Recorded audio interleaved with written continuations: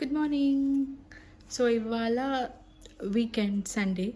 So but I will be posting this vlog on Tuesday. So ఈరోజు Sunday రోజు weekend రోజు మా day ఎలా గడిచింది వితౌట్ అత్తమ్మ. Yet again it's a roller coaster ride. ఈ మధ్య మా పాప she just 1.5 years old, but తను ఈ మధ్య చాలా చాలా క్రాంకీగా బిహేవ్ చేస్తుంది. టచ్ చేస్తే ఏడ్చేస్తుంది, ఫుల్ ఏడుస్తుంది, కింద పడుతుంది, ఏడుస్తుంది, గోడకేసి కొట్టుకుంటుంది, ఇవన్నీ చేస్తుంది. సో ఇవన్నీ ఇవాళ భరించాలి. సో ఎలా స్టార్ట్ అవుతుంది తను ఇంకా లేవలేదు, బట్ ఎలా స్టార్ట్ అయింది, డే మొత్తం ఎలా గడిచిందో. And today I'm going to make my favourite curry, బోటీ వేసుకుంటాను. సో ఎలా ఉందో ఈ వీడియో మొత్తం చూసేయండి. మీకు ఏమన్నా అనిపిస్తే you can please comment it. ఈ వీడియోని మొత్తం చూడండి, మీకు నచ్చితే please support me, subscribe me and comment it down. And ఎందుకు ఆలస్యం, let's get started.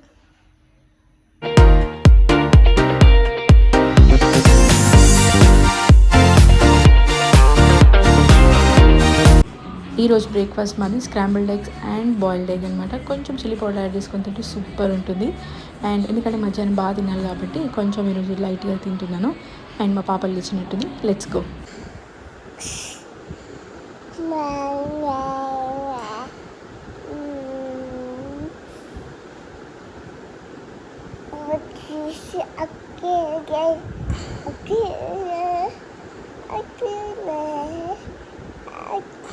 What is this?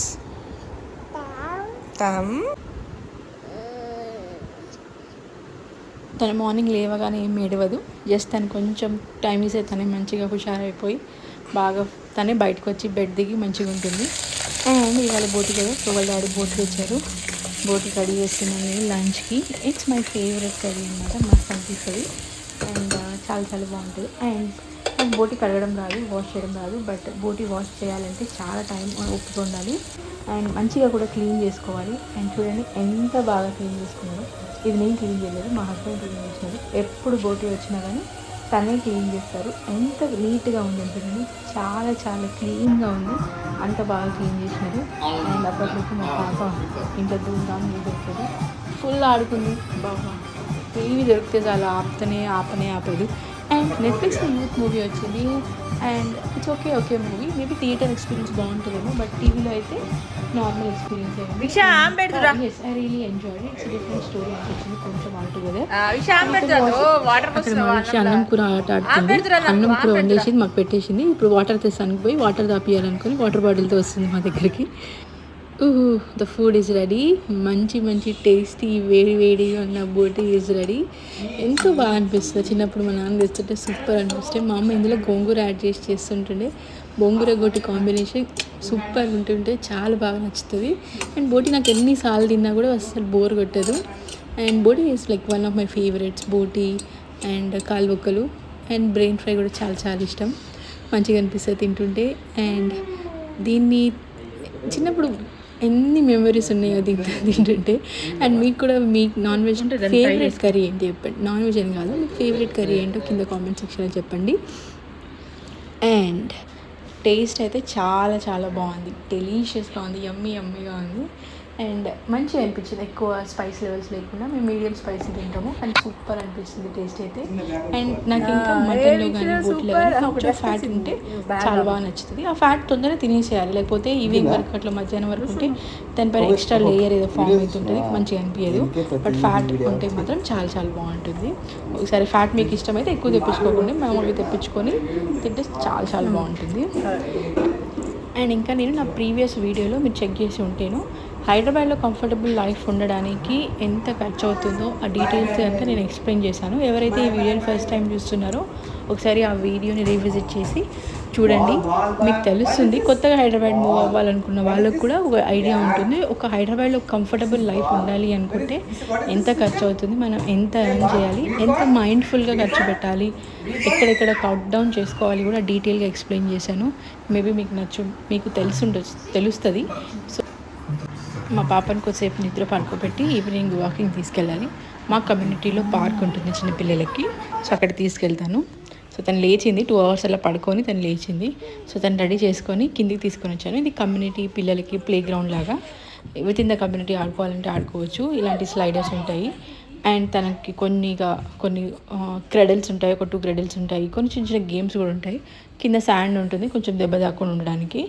And she enjoys a lot, మస్తు ఆడుకుంటుంది, ఫుల్ ఎక్కుతుంది దూకుతుంది అండ్ అప్పుడప్పుడు కింద మట్టిలో కూర్చొని ఆడుకుంటూనే ఉంటుంది. మేము ఎప్పుడు మట్టిలో కూర్చున్నా ఏం ఆపము, అన్లెస్ తను నెత్తి పైన వేసుకోకుండా చాలు, నోట్లో వేసుకోకుండా నెత్తి పైన వేసుకోకుండా ఆడుకుంటే చాలు. మట్టిలో ఆడుకునే ప్రాబ్లం లేదు, ఇంట్లో వస్తువులు ఎక్కడ పడితే అక్కడ పెట్టిన ప్రాబ్లం లేదు, ఇల్లంతా సామాన్లు చేసినా కూడా ఏం ప్రాబ్లం లేదు ప్రజెంట్ మాకు. తను హర్ట్ కాకుండా ఇంట్లో వస్తువులు గ్లాస్ ఐటమ్స్ ఏమైనా ఉంటే పడేసుకోకుండా తను ఆడుకుంటే కేర్ఫుల్గా ఆడుకుంటే చాలు. మేము ఎప్పుడు తను రెస్ట్రిక్ట్ చేయము, తను ఆడుకోవడం మాకు ఇష్టం. తను ఆడుకుంటే చాలు అండ్ హ్యాపీగా ఆడుకుంటే ఎలాంటి ఇబ్బంది పడకుండా ఉంటే చాలు. అండ్ తనకి 1.5 years వచ్చినాయి అండ్ షీ స్టార్టెడ్, అంటే తన బ్రెయిన్ డెవలప్మెంట్ అయితే కొంచెం ఎక్కువ అవుతున్నట్టుందేమో, but she started being so cranky. కొంచెం కింద పడి ఏడుస్తుంటుంది, గోడకేసి కొట్టుకుంటుంది. ఇట్స్ ఆబ్వియస్లీ 2 years వస్తుందంటే పిల్లలు అందుకే 2s are very terrible and terrific అంటూ ఉంటారు. సో మేబీ అందుకేనేమో. సో కొంచెం మూడ్ స్వింగ్స్ అవుతున్నాయి ఈ మధ్య. పట్టుకుంటే ఏడ్చేస్తుంది, కూర్చుంటే ఏడ్చేస్తుంది, తనకు నచ్చింది చేయకపోతే కొంచెం ఏడుస్తుంది. దాన్ని మేము కంట్రోల్లో పెట్టడానికి చిన్నగా జెంటిల్ పేరెంటింగ్ చేద్దామని ట్రై చేస్తున్నాము. బట్ అప్పుడప్పుడు అనిపిస్తుంది జెంటిల్ పేరెంటింగ్ ఏమన్నా కుదరదు, మన 90s పేరెంటింగే బెస్ట్ అనిపిస్తుంది. బట్ ఈ మధ్య పిల్లలు కూడా కొంచెం వాళ్ళకి ఏదైనా ప్రాబ్లమ్స్ ఎక్స్ప్రెస్ చేస్తున్నారు. అండ్ కొంతమంది పిల్లలు టూ మచ్ సెన్సిటివ్ కూడా ఉంటున్నారు. సో కొన్నిసార్లు 90s పేరెంటింగ్ అంటే జెంటిల్ పేరెంటింగ్ చాలా మంచిది. సో దాన్ని మేము కూడా అలవాటు చేస్తున్నాం. Being a first time parents మాకు కూడా జెంటిల్ పేరెంటింగ్ అలవాటు చేసుకోవాలి. సో మేము కూడా చిన్నగా తనకి ఎలా ఉండాలో చిన్నగా స్టెప్స్ నేర్పిస్తున్నాము.